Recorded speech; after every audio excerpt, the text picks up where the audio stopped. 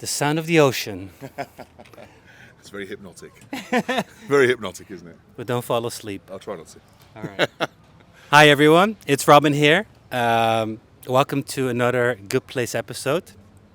I'm delighted to be on the island of Tenerife. And today I'm joined here by Chris. Yes, indeed. Hello. How are you doing today? I'm fine. Look, the sun's out, the sky's blue.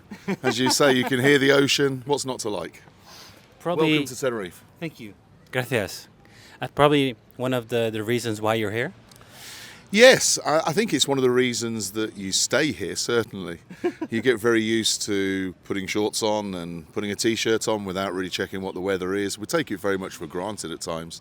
Mm-hmm. We do get cold weather, you get a bit of rain now and then, but it's very much like this all year round. We're a 12-month resort, so unlike mainland Spain, the Balearics, other resorts in Europe, we're open all year round. We're one of the few winter sun destinations that you can, jump on a plane and be there in a few hours. So it's very much an attraction, yes.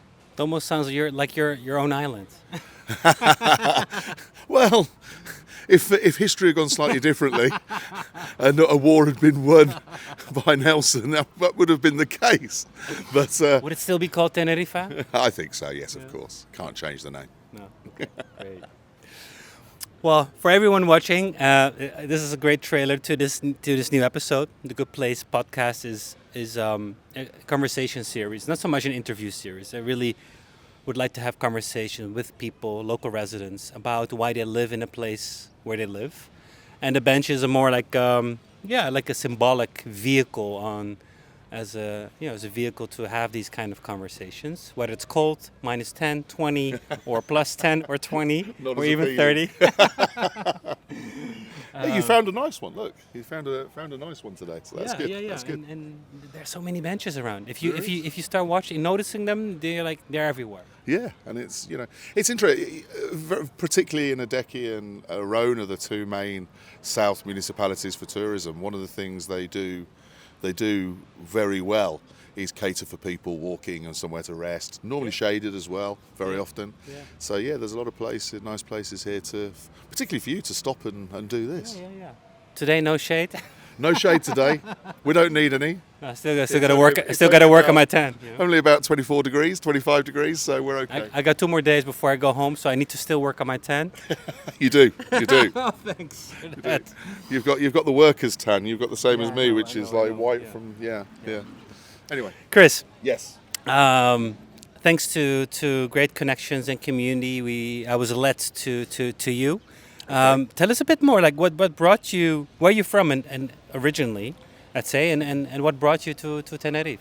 I'm from the UK, from the Midlands in England, a place called Solihull, which is just by Stratford-on-Avon, which is where my folks live now. So Shakespeare's country, beautiful part of England actually. I must be honest, Warwickshire's a lovely part. I came here in 1998 on holiday when the place was very, very much different. But obviously we can talk about that later. And came back in 1991 as a rep and started working here. Initially, my aim was to come here for 1 season, 1 year, and I've been here ever since. 34 years later, it's still home, still a fantastic place to live, and so that was the initial. That's what brought me here initially. Work. Sorry? Work. Yeah, to work abroad. Yeah. Coming on holiday, getting a bug for being abroad, seeing people enjoying themselves and thinking, I fancy a bit of that while I'm young. Don't think I've ever grown up, really. But we all hope that, don't we? Oh. But no, it was as time went on, you found that living here, it's a really, I wouldn't say it's an easy place to live. Living abroad anywhere has its challenges, right. But there are definitely worse places to live than here in the south of Tenerife. Mm-hmm, mm-hmm. Had you been to Tenerife before? Just once on holiday in 1988, yeah. So that's what made me want to come back. That was the sort of introduction. A fun holiday, thinking I'd like to have an even funner holiday for a longer time. Life is a holiday. Yeah, absolutely, absolutely. You That's a know, quote. and then it got serious when we started opening our own businesses. And there's a point where you make a decision whether or not it's going to be a long-term home or a short-term home. And we made the decision. When I say we, myself, my family, my wife, we had kids, and decided it was going to be a long-term place to base ourselves. So then it was a case really of, okay, what business are we going to do? Right. How are we going to balance that work-life balance, particularly in a country like this, and try and enjoy both sides and make the most of it. And how is that work-life balance on an island? I think if you're working for yourself, it can be very difficult, but it's controllable. Right. In respect that, obviously, working in tourism, basically businesses are more 7 days a week as opposed to a traditional Monday to Friday, and also longer hours or longer operating hours. So you have to be able to cut off, you have to be able to hand over, you have to be able to manage your time, your staff, your business better, so that you can get that balance. Working for someone, standard contracts are 40 hours a week, and they're very strict about that. They're talking about actually reducing them to 37 and a half hours, then 35 hours. All right. To improve the work-life balance of employees. That's across Spain, not just here in the Canaries. Yeah. So it's something that can be challenging, but if you can achieve it, then yes, it's a great place to live. If you don't, it can really not swallow you up, but it can bog you down and consume you. Is it harder to here than say mainland Spain, or I don't know? I've worked in both, and I think it's here definitely has its advantages. As I said before, we're 12 months of the year. Right. So whereas the concept of seasonal work is no longer existing. not here, no. Obviously in mainland Spain, in resorts in Costa del Sol, Costa Blanca, or the Balearic Islands, and of course further across field in Portugal and Greece, other European destinations, they're very seasonal. They're 6 months of the year, 4 months really, that you only have a really good 4 months to make your money, if you like. Whereas here we're 12 months a year, we're all year round. So the winter is actually our busier time. Really? Summer, because other resorts are open in summer. So for example, golf, for example, here in the winter, you just can't book the course. They're pre-booked so far in advance because there's nowhere else to go. Yeah. In the summer, when the courses across Europe open, there's other destinations. So obviously, Spread. Golf, for example, is one example. But we still get the 6 week or 8 week summer holidays, college holidays, university holidays. But so does everywhere else. So it's a slightly different pattern of tourism. So from that point of view, it makes it easier. But at the same time, there are also nice things that you work hard for 6 months and have 6 months off in the other resorts. And when I say off, you sort of contracted for 6 months and then you go on the dole for 6 months. Right. And there's, that's what the locals, what the Spanish tend to do. So it just depends what you prefer. I prefer here, having worked here, Ibiza, mainland Spain, and the other Canary Islands. Then the Canaries definitely have their advantages in that respect. And this is the 4th of April, and the weather's like this at Christmas, So Not bad. Yeah. Knowing it's the 4th of April, and what is the community that you focus on most when it comes to your business? Like, there's so many tourists coming. Is it the British community? Is it the international community? Is it perhaps even Spanish? Like, what is the mix around here? We have two main businesses. One is media, one's entertainment. The media is very focused on the British market, whether that's expat or tourist. All right. So the radio is probably more expat-based, resident-based, people who live here, because obviously they know the frequency, tune in and all the rest of it. There's a lot of rent-a-cars that are programmed as well. The newspaper, or the news service as it is now online, is focused at both. a lot, 70% of our readers are people who come here on holiday, own properties, have family that live here. So it's very much a tourist-based audience as well. And then the events focus on everyone. So, for example, when we bring over bands, tribute bands, different things at we work with the auditorium in Los Cristianos, which is a 700-seater auditorium. We only find that about 40% of our audience is British. We have 40% Spanish, and then the other 20% is made up of all nationalities. So it's a very mixed appeal, and that's primarily because although there's a massive entertainment scene here, which we're involved in because we run the Tenerife Entertainment Awards and have done for almost 20 years. There isn't, you can go to the bars and see acts locally for free, obviously. There isn't much theatre-based stuff here. So when we put an event on, obviously we're aiming at the residents who want to have a good night out. So it's a very mix. As far as generally, I mean, British tourism is the leading market, followed by the German market. Also, the Italian market is very strong, along with the Dutch, French, Belgian sort of area as well. In the in the winter months, the Scandinavian market is very strong, and there's also a strong domestic market coming over from mainland Spain as well, particularly at Easter. Semana Santa, which is due soon, which is Holy Week in Spain, Easter. There is a huge domestic tourism from mainland Spain for that. And so there's different things at different time of year, but generally it's that sort of makeup. And what has been your drive behind your businesses? Oh, that's a good question. Or purpose? That's a good question. When we started the first business, my sister was here, my parents were here, and we opened a bar called the Snooty Fox. And that was very much a British traditional cabaret bar with acts on a compere and, fun night, party nights and so on. And that was the family starting off as a business, obviously to make money, to lead a life living in Tenerife. As it's gone on, it's changed and progressed. The family have moved back to the UK. We then, sold the bars and got into sort of, we'd already started the radio, but more into the media. I still had the bug for putting on events, but now it's more sort of down to, I guess, bucket list and wanting to achieve certain things.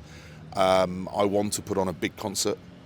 We've had some great names here recently. Ed Sheeran was here last year.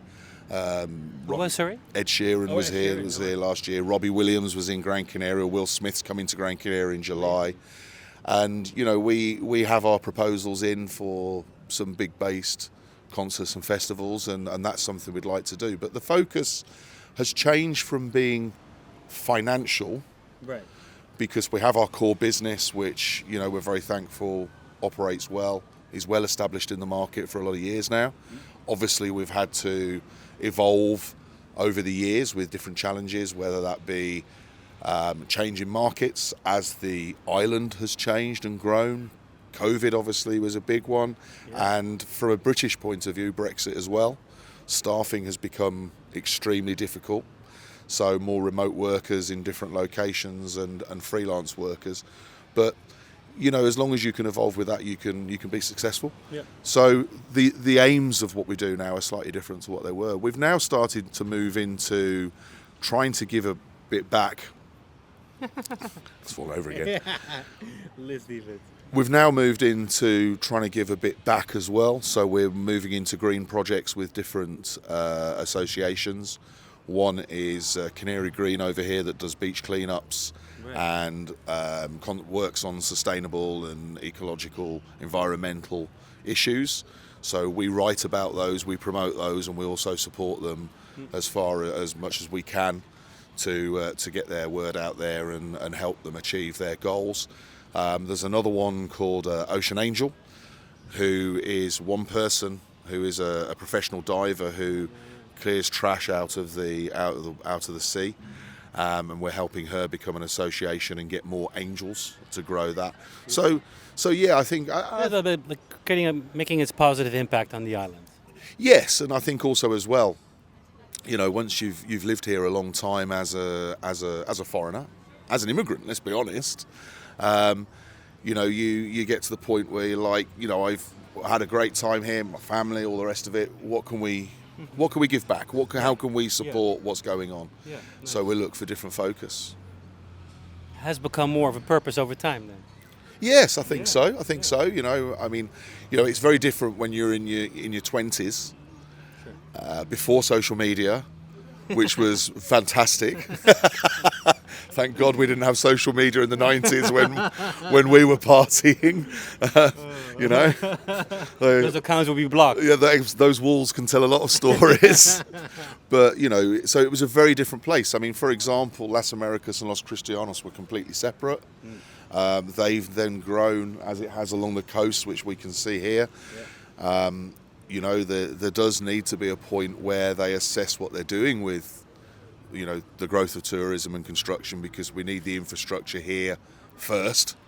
We need more roads, more water, more housing, more, like everywhere, like a lot of places. But they need to get that right before they carry on.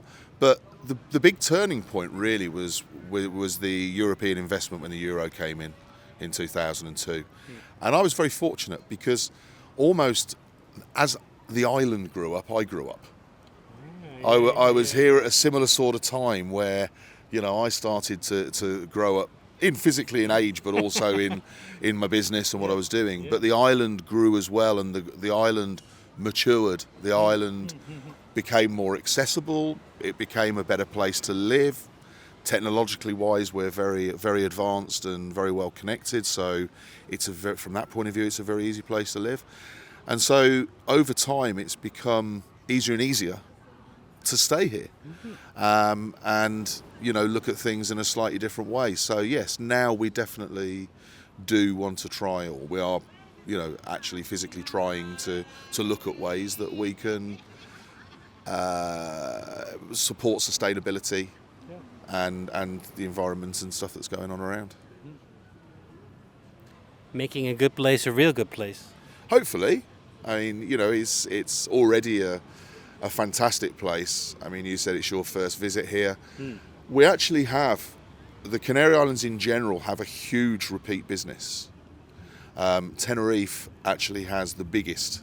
It's the number one island as far as number of tourist visitors, but also for return visitors. People come back here year after year after year, twice a year, sometimes 3 times a year. How come? More than other islands? They feel comfortable here. There's more here. There's more here. There's more here to do. There's more to do here across the board than there is in Gran Canaria, than there is in Lanzarote, than there is in Fuerteventura. We have the biggest, the highest peak in the whole of Spain, in Mount Teide, in Teide National Park, and it's the most visited national park in Spain, in one of the top 3 in the world, I believe. Right. We also, as far as out in the sea here, from the Punta Rasca up to the Punta Tena, this piece of coast is one of the 3 breeding places in the world for pilot whales in the natural environment, and is a protected area. So obviously there are boat trips, but they're very well controlled, and they're not just there to go and see the whales and dolphin, they're also educating people. So you have that as a draw. You then have the number 1 water park in the world just down the road in Siam Park for the last 10 years running. You don't have these sort of facilities or this depth of things to do in other resorts in the other islands. So also entertainment is a very important one. As I said before, we run the Tenerife Entertainment Awards, which we started at a time when there was a bit of a recession going on. A few of the acts were struggling. The radio had been going about 10 years, and we thought, right, okay, what can we do to help boost the entertainment scene? So we started an awards, a bit like the Tenerife Oscars, if you like, or the Brit Awards. And creating some visibility. Yeah, exactly. Give them some exposure, sort a load of categories out, get a load of people nominating and voting for their favourite act. Because here we have, every year we have more and more acts nominated in different nationalities. I think the first year there was probably about 30. Now we get 250 acts mentioned, because it's not just British, it's every nationality you can think of, including Spanish. The events turned massive. We had almost 100,000 votes last year, we get more votes for the Tenerife Entertainment Awards than the mayors do in their municipal elections, which is ridiculous when you think about it. So if you ever want to run for mayor, you first need to go through the Tenerife Entertainment Awards. I should find a way of monetizing it, really, but that would be a bit greedy. But that entertainment, we can only do that because we've got the entertainment scene here. Yeah? So we have a huge depth, and some of the entertainers here are fantastic. They've appeared on Britain's Got Talent, The Voice, all sorts of things. Yeah. And you can go and see those free every night. And people like to come back to the bar they know, to the people they know, where they're recognised, with the act they know.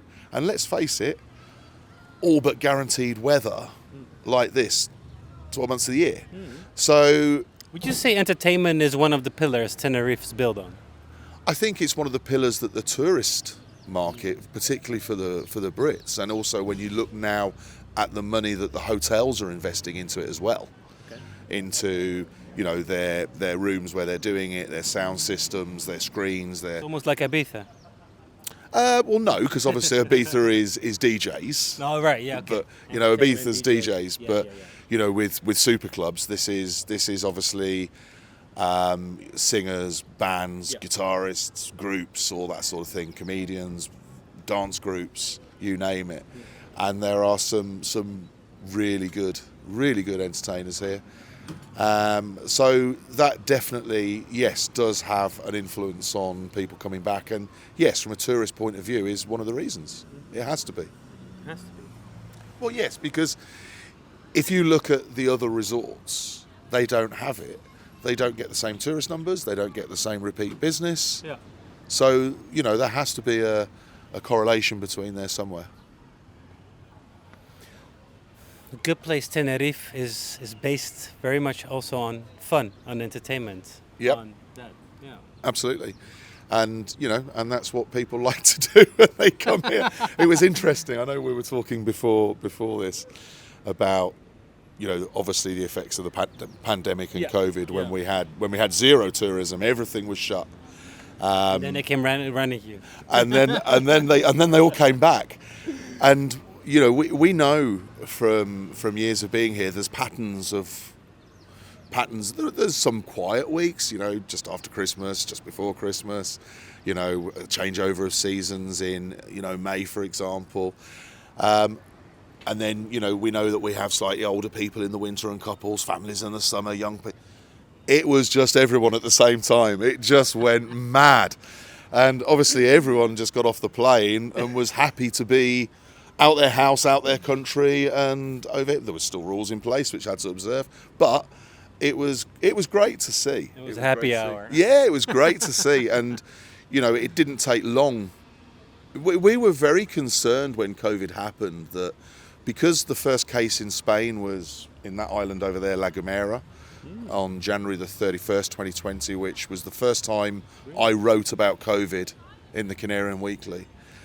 The first time for over 1,000 days consecutively I had to write about COVID, including going to the hospital wards and reporting on it on the front line and so on and so forth. But in February 2020 we had a hotel called Costa Rica Palace, which went into it was closed down quarantined with 1,000 people inside, staff and guests. Now at that point there was nowhere else in Spain, no other holiday resort in Europe where this was happening. So as you can imagine, we kind of thought, okay, we're in trouble here. This is something that's happening in China, not here. Yeah. Italy was obviously having its issues at the time as well. And so, we were in it very, very early, and then it obviously spread everywhere else. The whole country went into lockdown. And as you said, then we had the place to ourselves before everyone came back. So at first we were really worried, really concerned, but then, and as everyone was as it went on. Sure. But yeah, since it's come back with vengeance, and we've had record visitor numbers last year. 18 million people visited the Canary Islands. What's the island without tourists? Weird. It was really strange. I was working during COVID because we're the press, and there was police blocks, army blocks, had to show ID, had to have permission to go through. So the roads were empty. You could park anywhere. That was fantastic. That was the upside. You could park wherever you wanted. Yeah. But also, we got out and we saw the island. We went up the mountains. We went walking, went hiking. Once we were allowed back out. And we had about a 3-month period where we had the island to ourselves. There was very few restaurants and bars open, but the ones that were, obviously, people were going to in different groups and masks and all that. But it was really good. And you started to see the place getting green again. The sea recovered. You know, the marine biology and the ecosystem in the all recovered in the water. It's a bit of a reset, huh? Yeah, to a certain extent, yes. The only problem since that is that obviously they've been, when I say they, talking about the government, the tourism boards, their focus has been on getting as many people here as possible, which has worked because the place has been busy. It's had negative effects, of course, on housing and the residential life. And, you know, they do now need to, I think, 5 years down the road, take stock and go, okay, what's the next step? How do we make this a bit more sustainable now? How do we control this a little bit? So imagine it happens again, you know? So you're bigger. No, but imagine. So the place has gone bigger. It has, yeah. So even if you have to shut down again, for that matter, we come back, we get more again, you know? We get more again. But, yeah. Because that's what I also wonder, listening to you, is like, it's a place that has a lot. Yep. What's missing? What do you miss? Nothing really.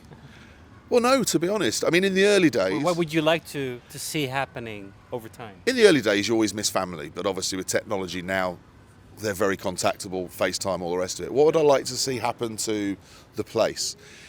Something has to happen with the volume of Airbnbs and, holiday let properties on residential complexes. Yeah. The clue's in the name. If it's a residential complex, it's where residents should be living. Right.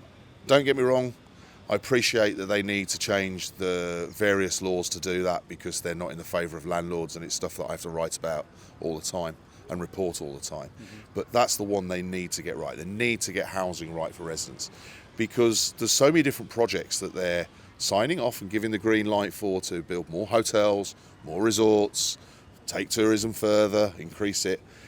Where are the workers going to live? Mm-hmm. There's nowhere now. Yeah. There really is a housing crisis. So they have to sort that out. I personally would like them to stop building at the moment, take stock, put a cap on the numbers. You know, people who've been coming here a long time are starting to complain that it's getting expensive to come here. Which, has the island got more expensive? Yes, it has. It has. The whole world has got more expensive. True. The gap between what you pay in the UK for a pint of beer compared to what you pay here is probably still the same as it was before.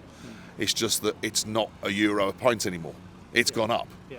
Quite rightly. Well, that's what I noticed here as well. I mean, pricing here, even if you look at the square meters, it's not that different. Oh no, on housing, no, of course not. That's gone up. But even not even in bars or restaurants, yeah, you almost pay the same as back home. Yeah, absolutely, and that's not a bad thing. But there's also, I don't know if you know this, but within Costa Rica, particularly, there is the highest concentration of Michelin star restaurants in that area than anywhere else in Europe. Really? Yep. There's 10 Michelin star restaurants or 8 Michelin star restaurants with 10 stars within literally a square kilometre area. And, you know, the standards have gone up, the quality's gone up. It's not, we call it in English spit and sawdust anymore. You know, it has grown. Don't get me wrong, you've still got that market here, but it's not as cheap as it used to be. And that is the key. Prices have to go up because the cost of living's gone up. So it can't stay the same for people who are visiting here. Ironically, the only thing that hasn't really gone up in price is getting here. You can still get a flight. Mm-hmm. I mean, I flew back 2 weeks ago from England for 25 quid. Mm-hmm. You know? And that will change. It will change. But it's the one thing that at the moment hasn't, you know? Mm-hmm. Hotel prices have gone up. Quality. But it has to if we want to work on sustainability and so on. Right? Absolutely, yeah. It's the only way that they can filter the money back into the system so that the people who are working there and The money here filters back into, local residents. absolutely, traditionally, and this is one of the problems, because as I said, I worked in hotels before we started our own business. Traditionally, your hotel workers, particularly the bar staff and waiters, have been on quite low wages and lived off tips. Right. Okay? Now, two things changed. One is that with all-inclusive, there was no tips. And now with being in almost a cashless society, there's much less tips. The tips then get taxed. They get put into a pot between everyone and so on and so forth. So that model that the hotels have traditionally done, that needs to change as well. They need to up the minimum wage, need to up their wages accordingly, because there's no tips anymore, or there's not the volume of tips anymore in the same way. So that's something that is partly towards it. So there's a lot of things. I mean, you working in media, journalism, Yep. running your businesses. Yep. Those are the trending topics, right? Housing, wages. Yep, housing, tourism. Over the last few days, the weather. Storm. Yeah, we have had a storm, which For Dutchy, it didn't feel like a storm. yeah, well, Schools closed. Everybody was in a mall. well, We felt like canned in a mall. the thing is that people forget is that because the islands are volcanic, there's a lot of mountains, ridges, valleys, and it changes a lot. You can have a different weather system 2 kilometres down the coast, and that's literally what happened. I mean, the most rainfall yesterday in the whole of the Canaries was literally 5 miles down the road in Granadilla. They got 88 litres of water per square metre in an hour. And here we only had drizzle. And here we had a light drizzle. And the sun came out last night. So, But also, people got scared a bit. I mean, a month ago, Gran Canaria had floods. Yeah, right? absolutely. Yeah. And what happened in mainland Spain? Yes, in Valencia If you with know what Dana. the Yeah. infrastructure's like, you're a bit But also bit more cautious. But also, we've needed it. Yeah. We've been under drought conditions for 18 months, Yeah. which hasn't affected the hotels, the tourism, the golf courses. That's on a different fee, but it does affect obviously the people in the agricultural industry, and it does affect the residents up in rural locations. Yeah. So we've needed this. Yeah. Because But we've not not, only we've not had it properly for a long time. But the Canaries are very much like, I don't know what it's like in the Netherlands, but in the UK when it snows, everything stops. Everything stops, even if it's a tiny bit of snow. And it's the same here when it rains. But also as well, what you have to forget, and this is why the schools were closed, is a lot of the teachers travel from Santa Cruz down. And it's that thing of the danger of not letting them travel through the hurricane winds, which there were. I mean, the highest winds were 127 kilometres an hour, not far from the Tenerife South Airport. So on that east coast. So it's But it's interesting because I asked so many people yesterday about the storm, and people were like, What I don't know. What storm? Yeah. I don't know. Yeah, I have no idea if it's when and how and Sure. no. Yeah. That's Well, funny. La Palma was under red alert, and La Palma got hit the worst. But the storms always come in from the Atlantic, from the west to east. So they come over La Gomera, La Palma, El Hierro towards Tenerife. To Western Africa. Exactly. And then when we have a Kalima, which is the hazy, hot winds from the Sahara, they all come from Africa into Lanzarote, Fuerteventura, Gran Canaria, and then Tenerife. And they come from the other side. So we have had it where the two have met. Yeah. So you end up with a thunderstorm coming in from the west from the Atlantic. Then you end up with a Kalima storm coming in from the Sahara. And what we end up with is a really wet, sludgy rain, like a sandy rain. It's quite weird. But the weather here is so diverse because of the, you've got to remember in the south of Tenerife, for example, it only rains on average 11 days a year. Yeah? In the north. In the north, it's 30 because of Mount Teide in the middle and the different weather systems it creates. Yeah, it's So it's much natural. green- It's a much natural. greener up north. It's a natural phenomenon, actually. Yeah, absolutely. And if you go hiking up in certain areas, you can literally go through deciduous rainforests. deciduous forests, and it's weird because down here you're palm trees and cactuses. Have you seen every corner of the island? Near enough. The only place I've not been to is El Hierro. I've spent a lot of time in La Gomera because we used to have radio transmitters over there on the goat farms in the north, which was an adventure. I have been to La Palma a couple of times. Unfortunately, we couldn't get there when the eruption was going on because they stopped people visiting, obviously. Yeah.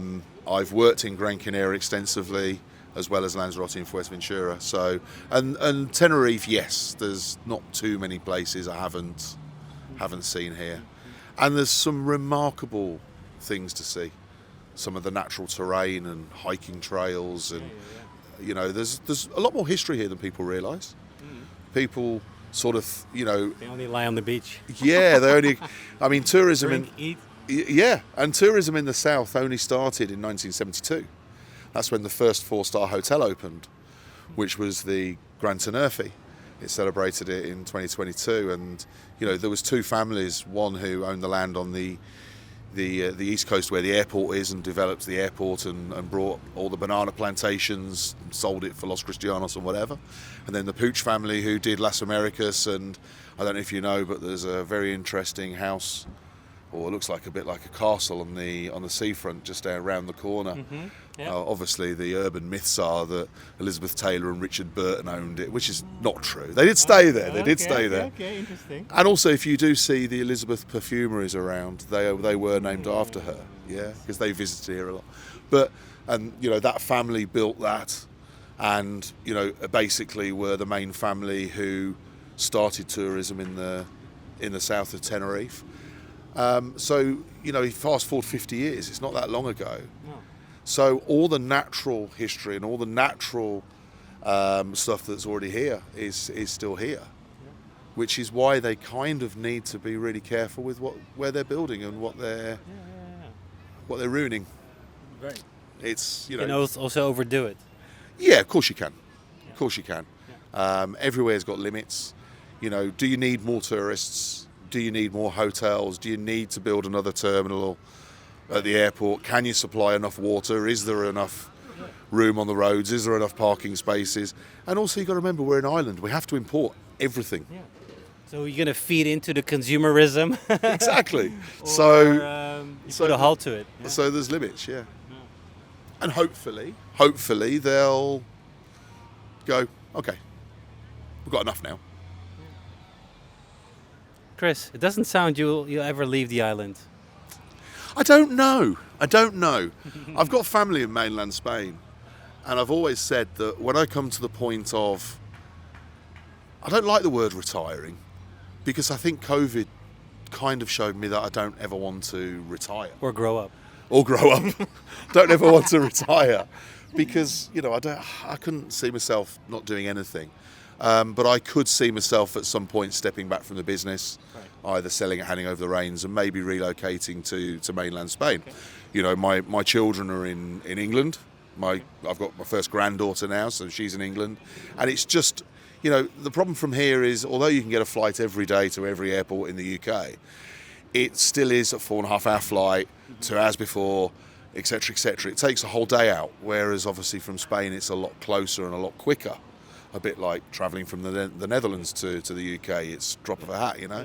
So, and also by the time that comes, I will have been here 45 years, 40-something years, which, you know, I kind of, if I do retire, I don't know what I'd do because I've done everything. I've seen everything here. Play golf. Yeah, I do play golf badly. Not in the winter. Not in the winter because you can't go on the course. Improve your golf skills. Yeah, well, yes, true. There's a lot of room for that. That happened during COVID. COVID was good for something, at least, huh? No. Chris, we've ended. We're at the end of the episode. Okay. Really enjoyed this chat with a great perspective on the evolution of both Tenerife, but also the evolution of Chris. I was time. I was in the right place at the right time. Yeah, Very lucky. and I love the storyline of that you and the island grew up together, you know, and matured along the way. It's true. Yeah, it's true. And It's a nice realization. I think. Yeah, and it's something I'm very grateful for. I mean, you're very much in control of your own destiny, and you can control what certain things that you do, but you make your own luck, and you have to take advantage of situations. And we, as a family, took advantage of this situation and have been very fortunate. So, you have to make the most of it, and we do. We make the most of living here. There's a lot to do, a lot to see. Friends always come back. Friends always want to come back on holiday. And Is that also what you encourage others to do? absolutely, yeah, absolutely. Make the most out of it. Yeah, of course. Don't wait. Just do it. Yeah, as long as you are. I think it's more difficult these days. It's definitely more difficult to set a business up now. A lot of years down the road. Property's more expensive, and big corporations, etc., etc., etc. It's more difficult for Brits to become residents here, as opposed to if you're in the EU since Brexit, obviously. But if you can find a way and you want to do it, do it. Try it for short term. There's visas around that you can go for 3 months, 6 months, 9 months, extend, etc. Right. I'd recommend anyone to give it a go. So for everyone watching, take the words by Chris. Go for it. Do it. Don't wait. Thank you, sir, for your time. You're Appreciate welcome. it. Anytime. Probably sunburned my neck here, but it was worth it. And I had to put on glasses, which is a first on the show, because it was getting a bit too like bright. Should we go for a beer? Why not? For everyone watching, we're going to go for a beer. Stay tuned for next episode. Subscribe, like our channels, and we'll be back soon for another bench with a new person in a new place. See you around. Bye.